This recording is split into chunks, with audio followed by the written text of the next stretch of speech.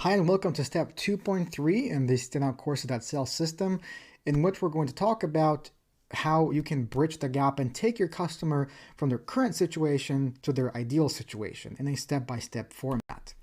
So now that you've outlined your customer's current ideal situation, the next step is figuring out how to bridge the gap between the two situations. So how to take your customers from where they are to where they want to be, because this is going to determine exactly what content will go into your course.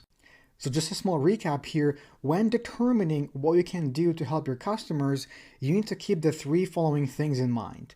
Number one, your customers have to see themselves as capable of implementing your solution. So this means that they have to be able to do it with limited resources, such as time, money, and their skill set, especially if they don't have experience in doing what you're offering, because a lot of the people that you're going to reach are going to be beginners. They're going to be new to the topic that you're teaching about, and they may not know how to do certain things. So, example would be how to lose 5 pounds of fat in 2 months without any gym, restrictive diets, regardless of your age and fitness level, even if you're just starting out, right? That's going to be very appealing to beginners, people who are just looking to get into fitness, which is going to be a very broad audience and the people that we want to go after.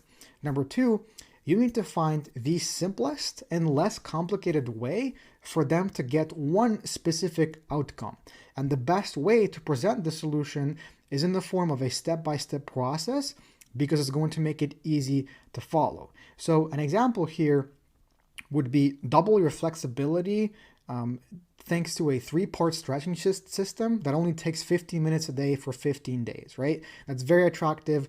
There's a timeline on the outcome, and there's exactly how long it's going to take you every single day. It makes you able to imagine yourself actually implementing the solution, right?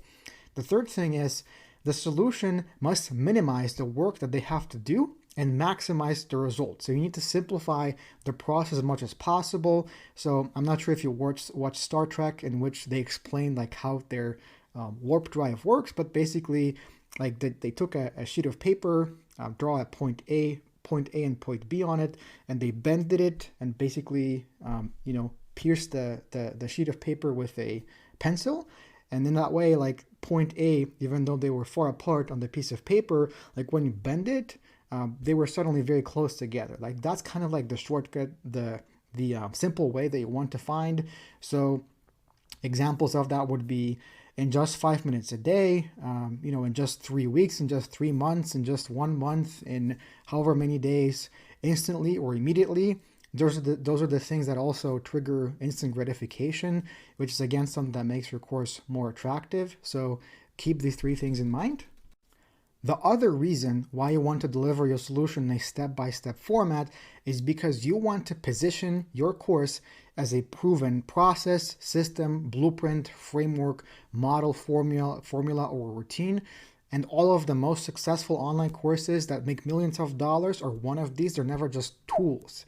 So examples of tools, courses that would be tools, would be, for example, like how to use Microsoft PowerPoint, how to build websites in WordPress, ready-made email templates, or like a personal finance tracker in Excel.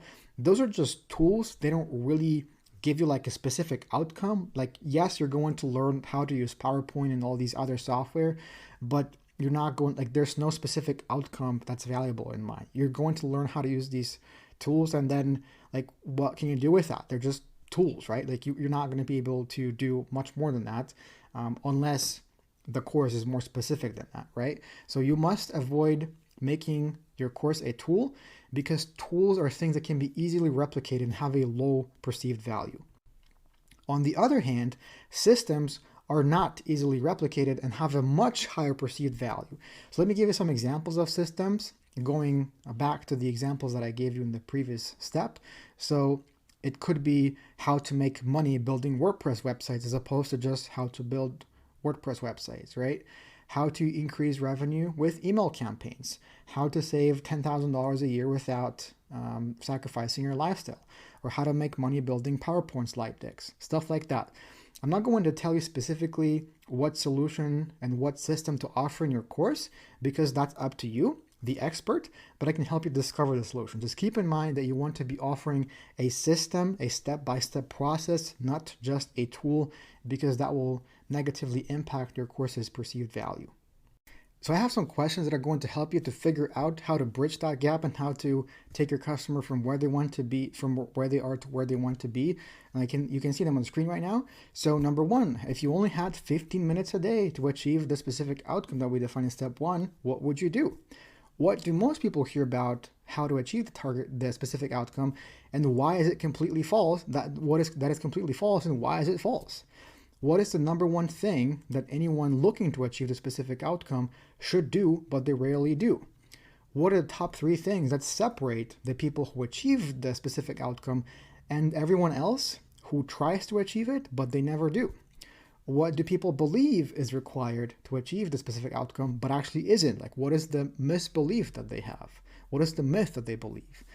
What do people need to do to achieve the specific outcome, but they never even try? What are some of the steps that they're missing?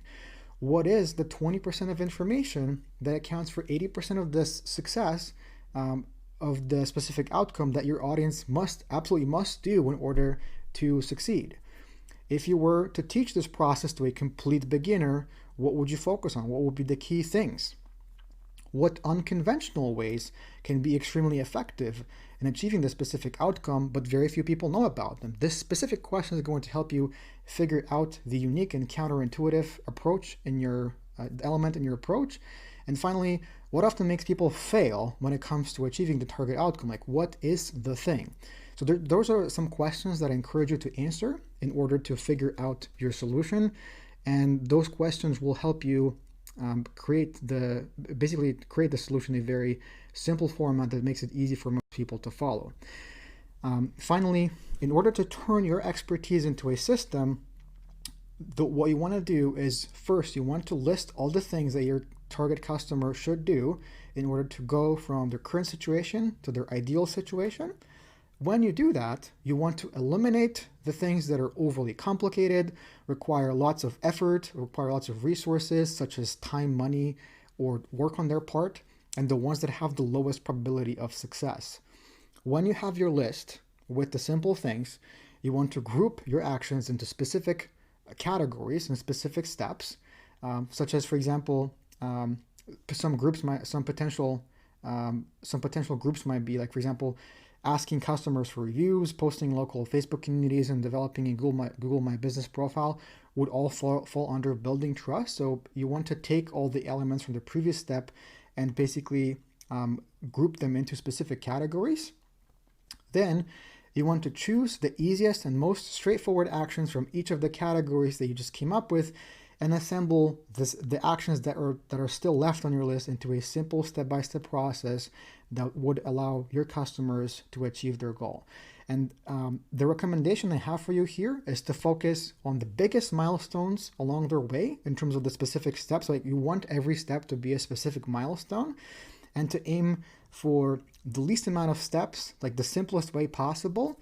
I would recommend you break it up into between 2 to 9 steps, but generally you want to make it as easy as possible. So when you complete this exercise, you should have a very, very clear step-by-step process that your customers can use to go from where they currently are to where they want to be. And when you finish this, I encourage you to double check again if there's existing demand for your solution, if it has a broad enough appeal in your market, if there's a large market for it, if the solution is easy to implement, if it leads to a specific definable outcome, if your solution and outcome are believable, and finally, the last one is optional. If your solution solves a burning problem, this one is optional because if your audience is motivated by the carrot rather than the stick, then this may not be as important for them. But again, double check if your solution checks these criteria. If you need help finding your solution, then I would recommend that you look at books that were written around the topic, and obviously the best place to look at is Amazon. You can also watch interviews with other subject matter experts, have a look at different YouTube videos and other courses to come up with your solution. So thank you for watching this video. I'll see you in the next one, and hope you found it useful.